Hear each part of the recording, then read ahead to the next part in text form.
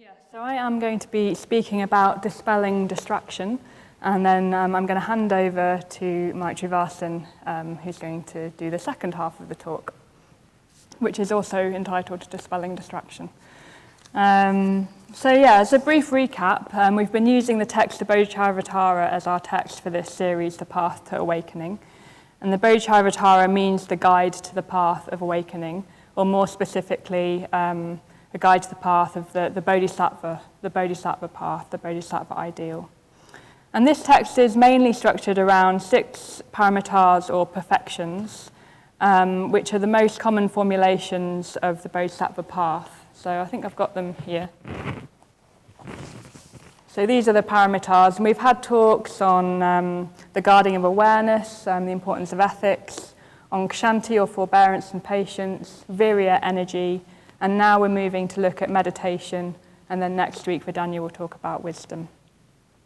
So we're focusing on meditation and meditation absorption, hence the name Dispelling Distraction. And the chapter that we're looking at is structured according to a traditional division of meditation into 2 types. And these types are so 2 types of meditation, samatha meditation and vipassana meditation. So I'm going to be mainly talking about samatha meditation, which is meditation that stabilizes and unifies our mind, calms and brightens our mind, so that our mind is a suitable instrument for seeing the truth. And then vipassana, which is often known as insight meditation, is when we direct our unified mind to seeing the truth.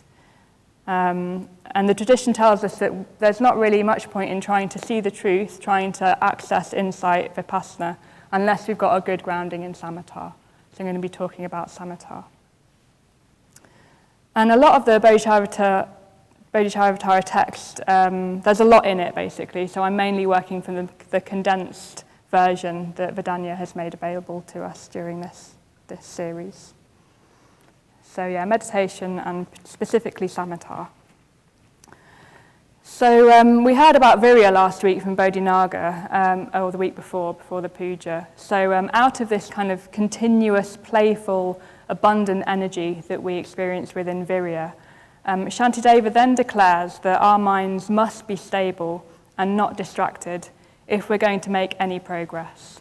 If we're going to destroy the kleshas, which are greed, hatred and delusion, which are the basis of all unskillfulness, if we're to make any progress with this, then we need a stable mind, we need a clear mind, we need a calm and bright mind.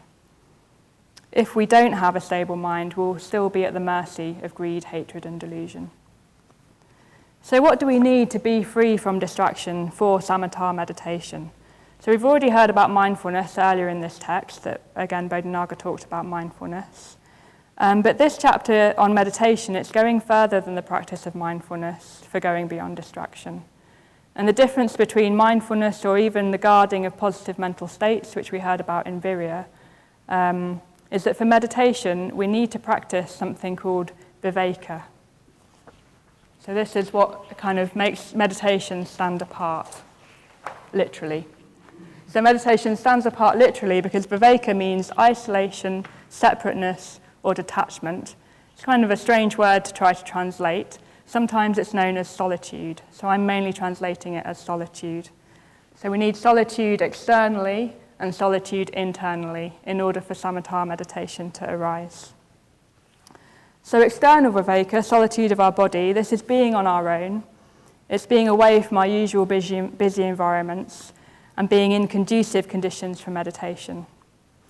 And then internal viveka is solitude in our mind.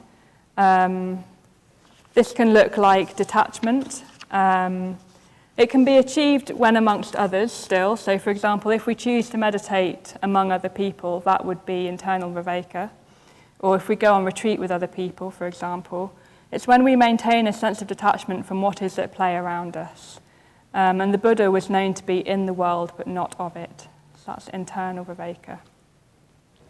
So this is a principle for meditation, solitude. For meditative absorption to arise, we need to be free from distraction, And to be free from distraction, we need solitude. And perhaps this is obvious, but it's not always easy, is it? So in our current social and cultural climate, we lead busy lives.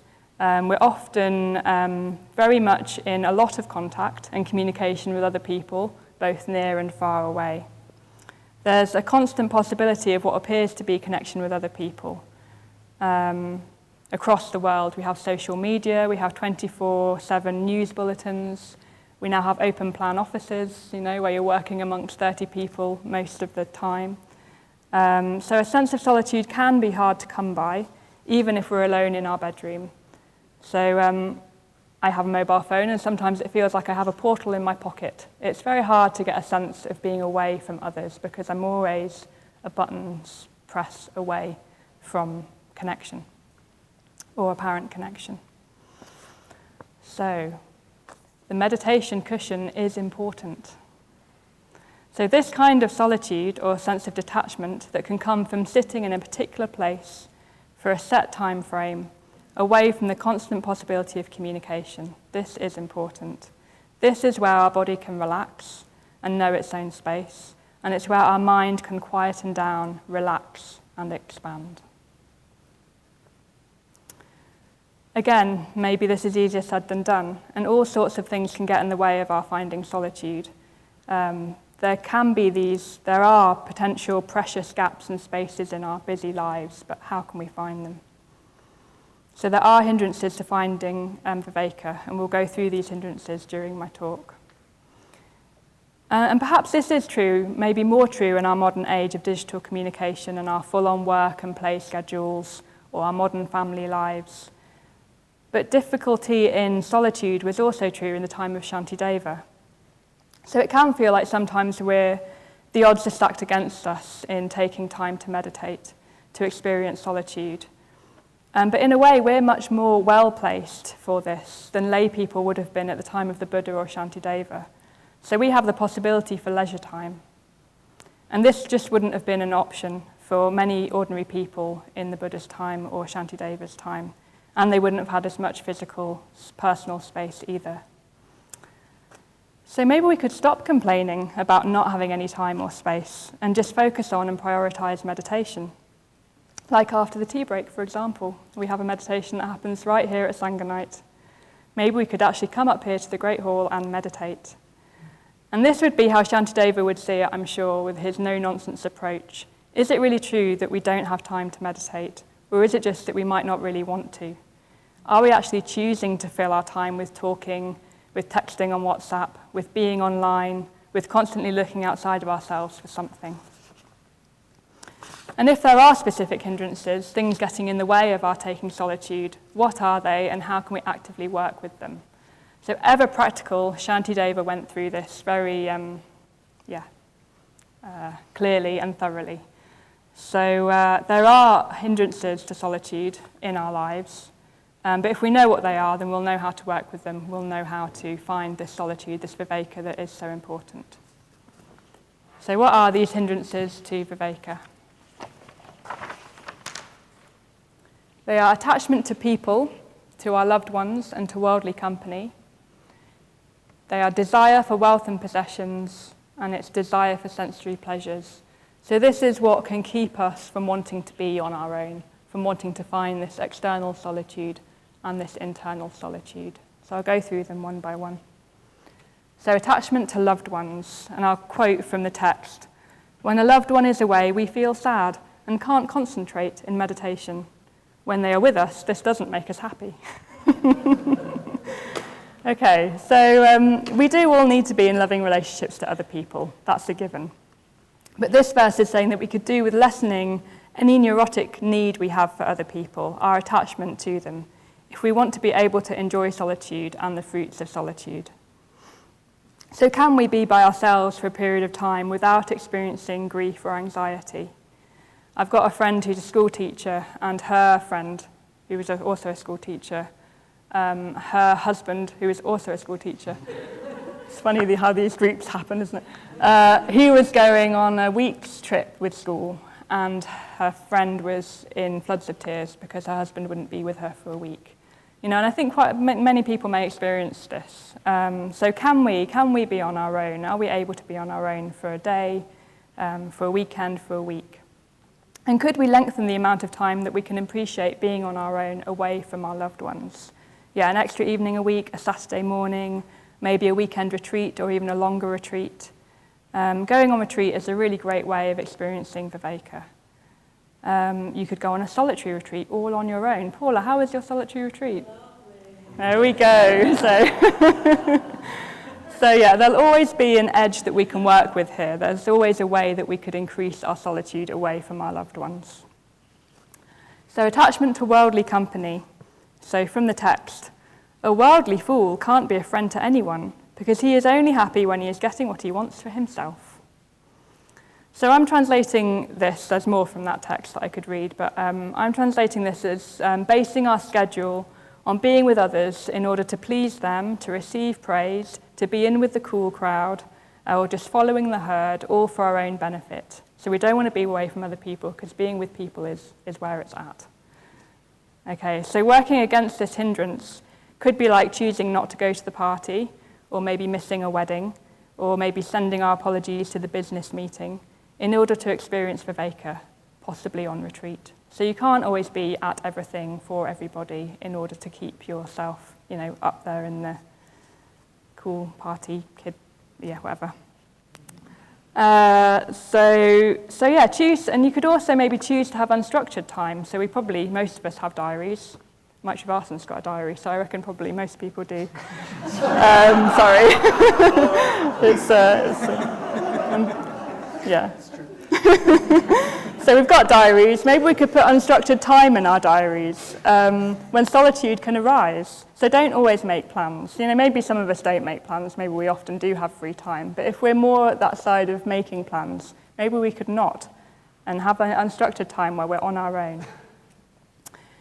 And again, maybe we could choose to come up to the Great Hall to meditate at Sangha night instead of staying downstairs with the worldly company. Okay, number 2, desire for wealth and possessions, from the text. Wealth is a misfortune because of the trouble it takes to earn it, the anxiety of protecting it, and the misery of losing it. Those whose minds are attached to wealth are always distracted. So we all need to cover our basic needs. Perhaps some of us have dependents, or we want to save money for the future. We may have a vocation that requires a certain time commitment, and we have a sense maybe of how we can contribute, what we can contribute to with our financial means. So that can all be true. But these verses are making the point that wealth in itself can never be a refuge, and that the earning and having of it can in itself be a hindrance to our solitude and can promote distraction. And I think this shows up in our culture in the busyness that I've been referring to earlier in the talk. So there's a constancy of engaging with activity in our culture. We feel like there's no time for time out amidst the work and the play, maybe the family commitments. There's a prevalent attachment to activity, and I notice this in my own being, and there's restlessness that comes out of this. But actually, there's periods of time, no matter how short, no matter how small, where I could not be on my phone, where I could do that 5-minute sit, or I could maybe just do nothing for 10 minutes. There's a practice of just doing nothing where you just sit and be with yourself.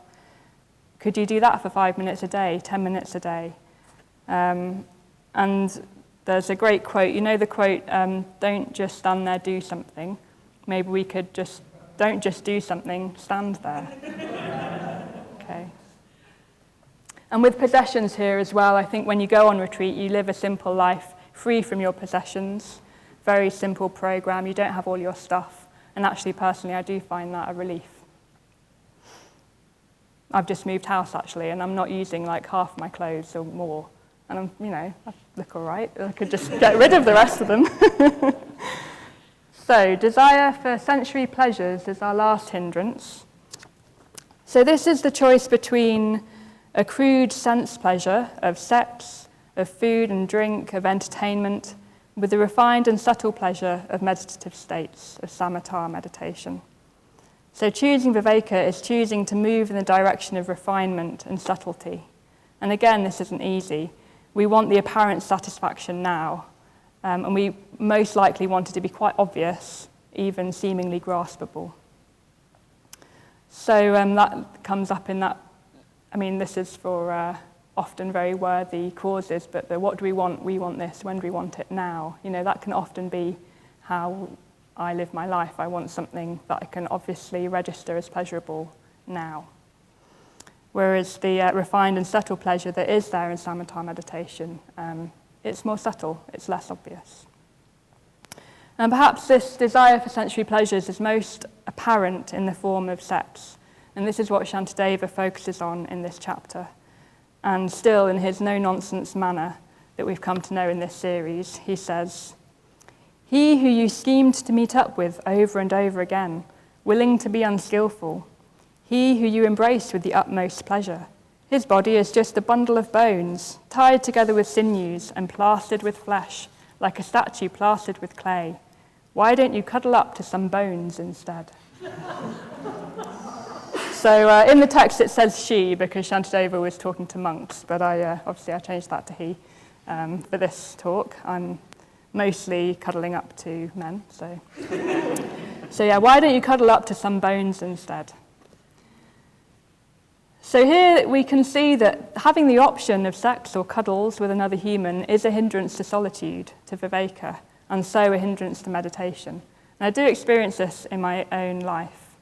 So whenever I've been single, I've found it much more easy to maintain a disciplined practice of meditation, seeking the pleasure that I know can be found in meditation, because I don't so much have the option of the more immediate or obvious, crude form of pleasure in the form of physical intimacy. So we may choose to have this option of physical intimacy in our lives ongoingly, but can we keep the importance of viveka clearly in our sights? Can we still find time for solitude and the cultivation of more refined pleasure that is the fruit of viveka? And can we allow for the truth that what we are actually cuddling is a bag of bones? So overcoming this hindrance might look more like maintaining a morning meditation practice beyond the bed or beyond Tinder dating. It might be choosing to have periods of celibacy. So could you choose to have periods of celibacy, either between relationships or during them, or perhaps through going on longer retreats, and using these periods of celibacy for the development of solitude and meditation, working through distraction. So obviously I've mainly talked about sex there because it is quite apparent in the text that Shantideva singles that out as a very clear form of sensory pleasure. But I could also be talking about food and drink, entertainment, anything that's kind of neurotically desiring your attention, that is providing some kind of sense pleasure. So I'm just going to note something nearing the end of my little bit here. So I am recommending solitude, and Shantideva recommends solitude, recommends viveka. And more experienced meditators will take them on themselves on longer retreats, on solitary retreats. And you can start off small with that, and maybe just, if you're interested in solitary retreats, talk to somebody who's done them, maybe an order member. And you can start off with just 1 night, 2 nights, 3 nights, moving to longer periods of time. And the same with any retreat. You could go on a weekend retreat and then a week retreat. But Shantideva isn't recommending a permanently solitary hermit-style lifestyle. So we don't have to completely cut ourselves off from other people, as we'll see when Maitrivasin gives his part of the talk. So most experienced meditators, Buddhist order members, will alternate periods of viveka, periods of solitude, with periods of activity, ideally altruistic activity. So that's my little NB. So we've gone through Shantideva's hindrances to viveka, but what about these fruits of viveka? So I began this talk talking about samatha, meditative absorption. So this is the fruit of solitude, a calm, focused, contented mind, a mind free of distraction. And there's some really beautiful quotes about, feeling the cool rays of the moon, being caressed by gentle forest breezes, meditating for the well-being of others, free of care, not tied down by anything, tasting a joy and contentment that is hard to find even for a king. So these are the fruits of solitude. And once we can achieve this or experience and enjoy this samatha meditative meditation, then insight into the nature of reality can arise. And this mainly takes the form of transcending fixed views of separateness and understanding interconnectedness and the sameness of self and other. And that's where I'm going to leave off, and Maitrivasin is going to finish this talk. So I've done the self, and he's going to do the other.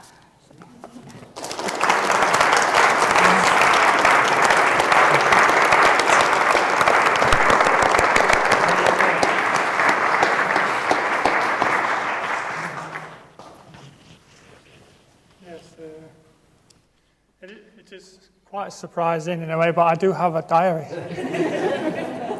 It is, yeah, it's big change. It's big change. It's possible. Yeah, so I'd like to start with one of the verses of Shantideva from the Bodhicaryavatara. And in that he says, whoever longs to quickly save themselves and others should practice this supreme mystery, exchanging self and other. All the suffering in the world comes from obsession with ourselves. All the joy in the world comes from wanting others to be happy. Or why say more? The fool looks out for himself, for his own benefit, and the sage acts for the benefit of all. Just look at the difference between them. So there's something quite powerful for me in this verse, and amongst other things, I think it's when it says the supreme mystery. So the supreme mystery, exchanging self and other, is a supreme mystery. And that really got me thinking to prepare for this talk and what am I going to say and what I want to bring out. And in a way, I realized that there isn't really much I can say about supreme mystery. You know, the words say it all themselves. And also, Shantideva said so many beautiful things in this area. His verses are just really amazing. So I thought what I'd really like to bring out is generally my experiences that relate to this area, to this topic, and how I see, how I've experienced, how I practice exchange of self and other, or in other words, you could say walking in the shoes of other people. And I think I've heard of the golden rule. I think some people refer to as not doing to others what you don't want done to yourself, and also doing for others what you'd like to do for yourself or done for yourself. And I think these are all hinting at the same thing, or in the same area. So the first experience really I'd like to bring out is sort of how I ended up at the Buddhist Centre, because it was quite relevant for me from these verses and this exchanging self and other and walking in the shoes of others. And it starts in a quite grim sort of place. So about 10 years ago, I was in a place where I was quite sort of anti-religious in a way. I was very anti-religious. I was very anti-establishment. I was quite nihilistic. I had a lot of anger and blame towards people who run the world. So I found myself in this position, and naturally I was depressed. So I wasn't in a very happy place. And it was, and 10 years on, I find myself in a very, very different place, and I work in a religious institution, we could call it, So things have really, really turned upside down and really, really changed, and very, very positively. And a big part of that is that, so I spent a lot of time finding blame and anger in people who I perceive to be running the world and being in charge of the world and masses. And it happened that I was actually playing a computer game. So there have been loads of conditions that led to this experience, but the trigger was actually playing this computer game where I was kind of the one in power in a way in the simulation in this computer game. And what happened is that I had to do something where so in this empire I was trying to build in this game, where I've moved resources, and one part needed resources really desperately. And then the other part started revolting because I'd put obviously the game set up in this way, and people in this part started revolting. And I remember sat on my desk playing this game, just really whacking down on the table, just hitting the table, going, "You're ungrateful," and some other words. And it was just like, it was, in a way, it was very sad. But also, it just enabled me, even for a few seconds, to walk in the shoes of people who are in power, who are in charge, who have to make big decisions. And it's really fascinating, kind of, I just really like that, there's a supreme mystery, and it was just a very mysterious thing that happened next after being able to walk in the shoes of people who have to make these decisions. I find myself just naturally being able to forgive them and seeing that they are doing what they think is best, and in a way, so am I. So it's a two-sided forgiveness of others and myself. And this kind of rose me up into a level of consciousness that I'd never really experienced before. And in there, like kind of, I would say probably kind of in some level is some kind of samatha, some kind of calmness, having let go of all this ill will and resentment and blame. I find myself in a sort of calm and collected and a peaceful place. And I could just really reflect on what was life about for the first time in my life, I suppose, honestly, reflect on it. And it led to an experience that made it clear for me that there is some purpose in life, and it's not nihilistic. So within a few seconds of being able to walk in other people's shoes, being able to exchange myself and put myself in their shoes, I just had this massive change in my view of life. And then that led me to a search of what this was about, what had happened. And I wasn't a Buddhist at the time. I didn't know much about Buddhism. And that way, I love that as well, because Buddhism is not about an exclusive, this is our reality, this is like the Buddha is saying, this is the nature of things, this is reality. You can come about, our experiences of it in many different ways. But I wanted a way that I can start doing something about this experience. How do I go forward from this experience? Because I spent another year or so just, smoking, doing all my negative habits and not really going anywhere with it, but just searching for some way. And then I came across Buddhism online, and then I came across Sheffield Buddhist Centre, naturally. And then I came to an introductory course here. And when we did, if you remember the introductory course where we talk about the Noble Eightfold Path, I could just really see that that's what had happened. I'd had a vision of experience of things that I'd never really seen before. And what I needed to do next was the path of transformation, really, that path of changing myself more and more in line with this experience, and by doing that, creating more and more samatha. And from that, I could kind of more sustainably sort of develop wisdom into the nature of existence, into life. So I just really, really realized that by coming here and by going through the introductory course, I just really found what I was looking for, what this experience needed next was to come here. And it was all triggered for just a matter of seconds of being able to walk in somebody else's shoes. It's quite a miraculously supreme mystery. It's really, really transformative if we can do it really wholeheartedly. So walking in other people's shoes can really, really transform the way we see life, the way we relate to others, we see life. And also in the introductory course again, we talked about the wisdom, Buddhist wisdom, and one of the characteristics of reality was like an atman, no self. And I really appreciate the people who put effort into, I think, with Danya and Vajratara, like people who instead of putting no self and stuff feels a bit kind of negative to me, is interconnectedness. So the wisdom of interconnectedness was just such a positive way for me to relate to this. And I really appreciate also Shantideva, who gives expression to Buddhist wisdom in more positive and altruistic ways as well. So he does that rather than like a very heady philosophical ideas about the nature of reality. He kind of really brings it down to, I think, a very hearty level where you can really relate to what he's saying. And on that, I'd like to read some of the verses he's mentioned. Another little beam. So it says, this stream of mental moments I call my mind. These ever-changing elements I call my body are not some separate thing that exists in its own right. He goes on, just as I love and cherish my body, which is divided into many limbs, so I should love and cherish this whole world, which is divided into many beings. So to cure my own suffering, as well as the suffering of others, I devote myself to others, and will see them as myself. From now onwards, the welfare of all beings is my concern. These limbs and this body belong to all beings. It will be wrong to use them just for myself. So yeah, these are some of the beautiful verses that Shantideva uses, and in a way they're very difficult to live out, to put into practice and to live out. But I definitely find them very beautiful and very attractive. And in a way, it's like the more I read them, the more I wish I could have met Shantideva.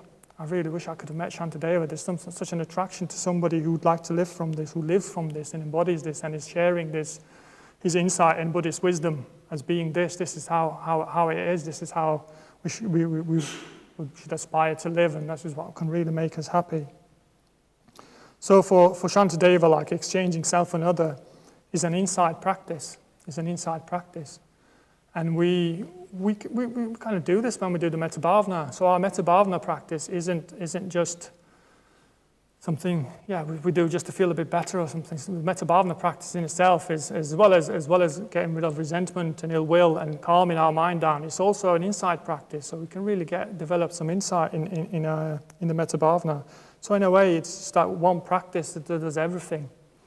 And I've got high envy people who find it easier and prefer it, because I don't. I do find it challenging to do it, but I know I need to do it because it's just so effective, so transformative, and just a wonderful, wonderful practice. So I'd say a few things about like how I try to bring the sort of exchange of self and other into my metta bhavana. And one area for me, like so with my background, probably is a big part of it. I have difficulty in the first stage, so having metta for myself is something I find difficult, and there's always these old habitual patterns of seeing myself in negative ways or having things to complain about. And quite often I reflect back on my first Kula meeting, basically, which is a group of people who supported me to practice and train for ordination. And in that Kula meeting, the first time we met, they spent, I don't know, it felt like forever, but it was probably about half an hour of rejoicing in me. And it's a beautiful thing, but when your disposition is not kind of very positive towards yourself, actually it was quite excruciating just to sit there relentlessly being positive and rejoiceful. And that's my first experience. It was quite, I loved it in some way and just felt very uncomfortable in another. But it's been great, because ever since, when I'm sat there, when I'm kind of thinking, oh yeah, I didn't do a good job of that. Oh yeah, really, is that worth it? Did all these doubts come into my mind? I can think about Bodhicaryavatara and Amogham and Savanagarbha and Vedanya and Maitrivasin. Have I missed anyone out? There was loads of really people I appreciate, I really sort of respect, who were saying all these positive things about me, and I choose to look at myself through their eyes rather than my own, because I know mine isn't very positive, and I respect their views on it more, so I can really bring in this sense of looking at myself through other people's eyes into the first stage of the metta bhavana, and it's really positive and really transformative. And then there's elements of it for me. I can see some about the fourth stage of the metta bhavana when I'm working with someone difficult.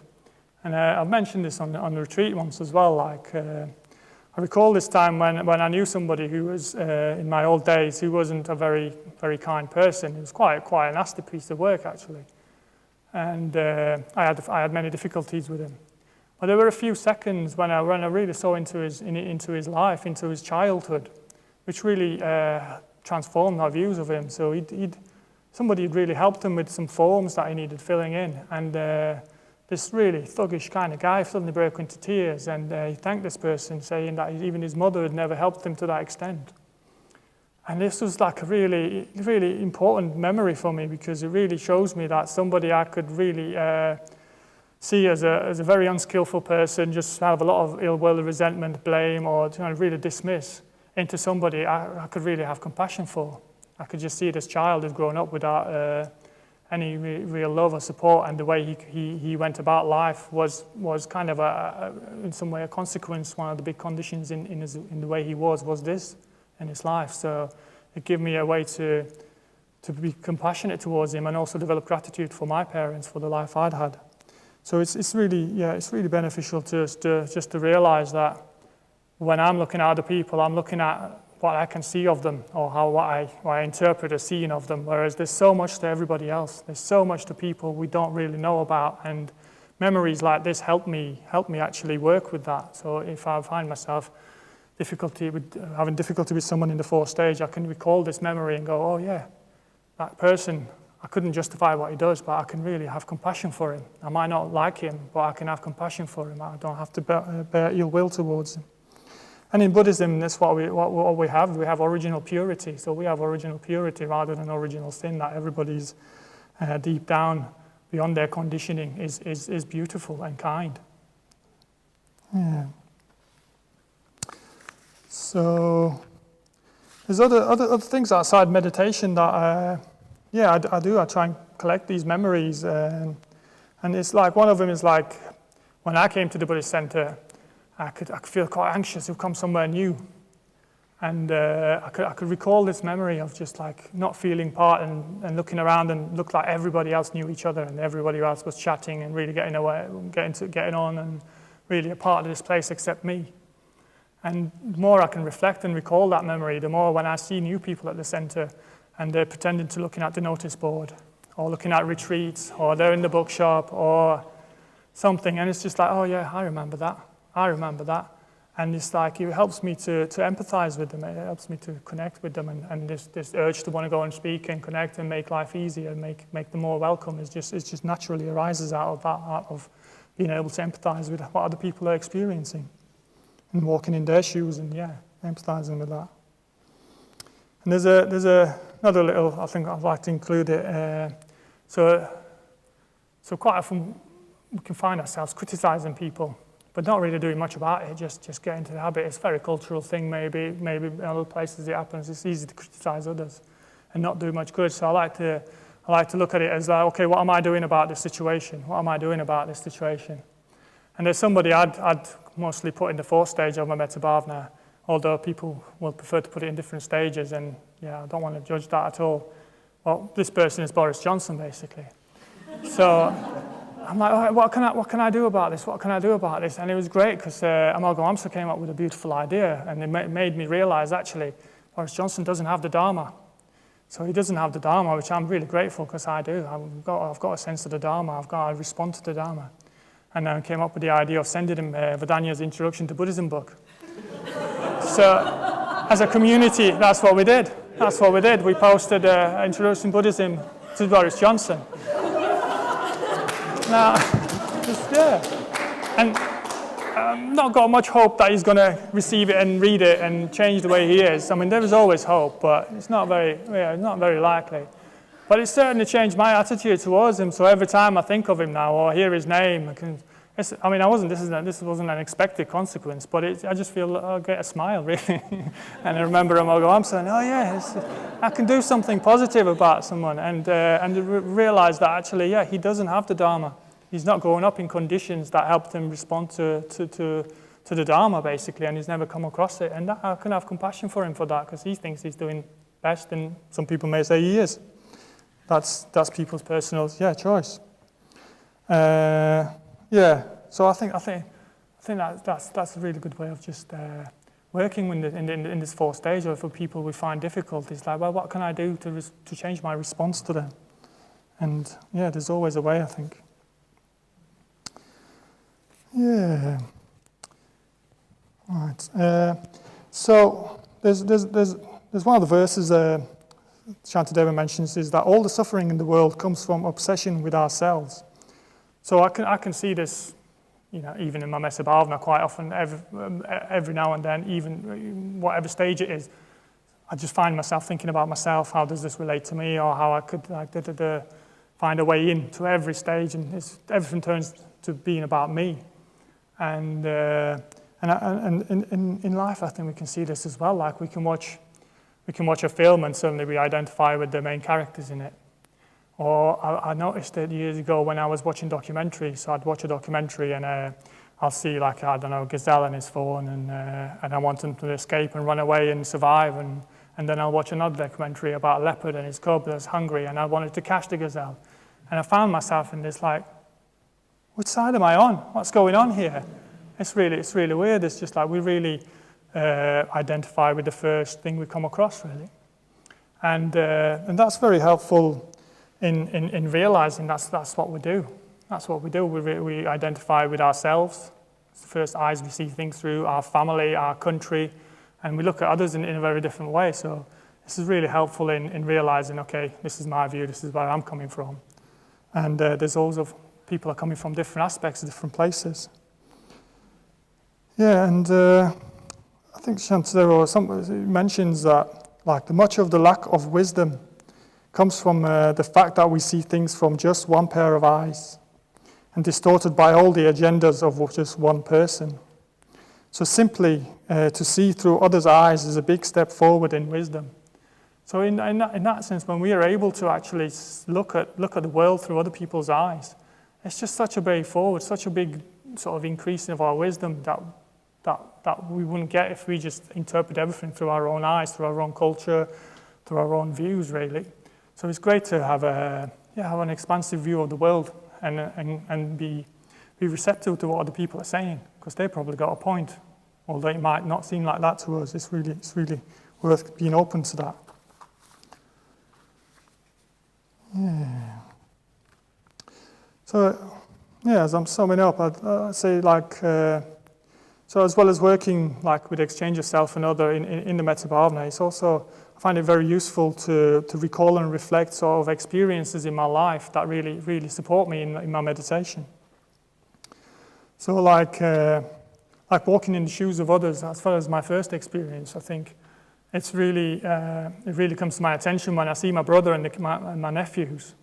As a kid, I took parenthood as something much easier than it seems to be. And it's incredible how that perception can change. So I've just really seen now how difficult a job my parents have done, and I can really empathize and have gratitude for what they've done. And take that experience into, whatever areas in my life does that affect as well? Whatever areas do I perceive other people doing a simple job not very well too?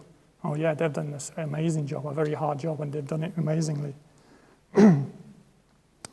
Yeah, and like quite often what annoys us about other people is something about us that we do ourselves. So I notice that, like particularly when I'm driving, I notice I can have a bit of a snappy response in my head with people, like if you don't signal and stuff, and I waited for not pull out, and then they turn and something. And then I've realized that I do it. And when I do it, I've got excuses. I've got reasons why I do it. And just realize actually they're just excuses, and I don't know why they did or didn't. And just realizing that, so when I'm judging other people, recall that, and when I'm finding fault in their actions, actually is this something I do as well? Is this something I do? And that's very helpful in meditation as well, when I can bring that into meditation when I'm finding fault with others. Yeah, and same with when we see people going through experiences that we've been through. So that's a really good chance to connect to people and empathize and connect to other people if you see somebody going through an experience that you've been through. And if we recall these experiences that we've had, these difficulties, and how we've come through it and what would have been beneficial, we can provide that to other people. So when we see other people, we naturally feel empathetic, and we want to move towards them. So it's really good, I think, to recall these instances in our lives as well, some difficult situations. Yeah, and I said one more. Like once I was trying to help somebody, and I thought I'm just really being helpful, and I wanted to carry this heavy bag for them. And their response was, but I feel useless when you're doing that. So it was really interesting sort of interaction, and I'm really glad that they were so clear and brave to communicate that with me, because I realized that whatever my intentions were, they wasn't necessarily responded in, it wasn't received in that way, and it wasn't taken into account their responses. And in a way, if they hadn't been so open and honest with me in their response, I would have probably, like if they said, no, I don't want your help, I would have probably gone, oh, well, suit yourself, and gone off into stories. But I could just see, what my intentions were, not necessarily communicated well, or it could be wrong. So it could be really helpful in when I find people difficult, and maybe they've just misunderstood what I'm doing or what I'm saying, or maybe I misunderstood what they need. So all these recollections and memories can really be helpful in working in our meditation. So we can we can really empathize with people more. We can walk in their shoes more. We can, we can exchange self and other. We can really put ourselves more and more into other people's shoes, and it becomes more of a natural thing, and we can get into the gap rather than finding fault and different things with people. We can actually just really see ourselves through others' eyes and see others, or at least know the possibility that there's ways that we don't really know what's going on for them. We'll just leave this open. Yeah. So this will lead us more and more into the wisdom of interconnectedness and the supreme mystery. It talks about the supreme mystery of exchanging self and other. And I think I'll finish with a couple of some words of wisdom from Shantideva on this, and I think he puts it beautifully. He says, "I should dispel the suffering of others, because it is suffering like my own suffering. I should help others because they are living beings, as I am a living being. When we all want happiness and all fear suffering, what is so special about me that I only look after myself? Those who have developed their mind in this way, who feel this joy in releasing others, they are the ones who are truly fulfilled." Thank you.